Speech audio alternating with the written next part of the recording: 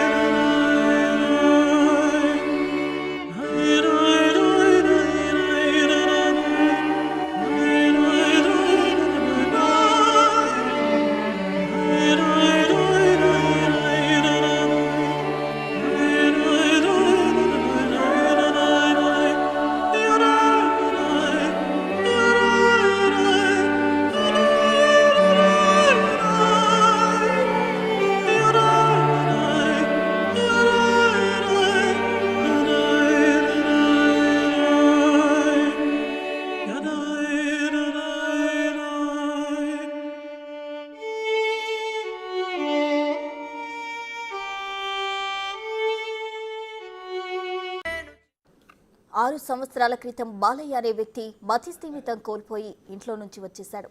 ఆ సమయంలోనే జూబ్లీహిల్స్ పెద్దమ్మ గుడి పరిసర ప్రాంతాల్లో తిరుగుతుండగా ఆయనకు మాతృదేవోభవ అనాథాశ్రమం సభ్యులు ఆశ్రయం కల్పించినట్టు వెల్లడించారు.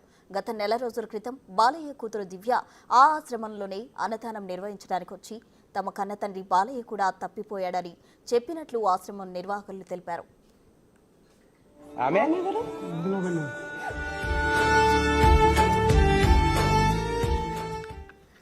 ఈరోజు మళ్లీ బాలయ్య కూతురు ఆశ్రమంలో అన్నదానం జరిపించడానికి వచ్చిన తరుణంలో వారిలో తమ తండ్రిని గుర్తుపట్టి భావోద్వేగానికి గురయ్యారు.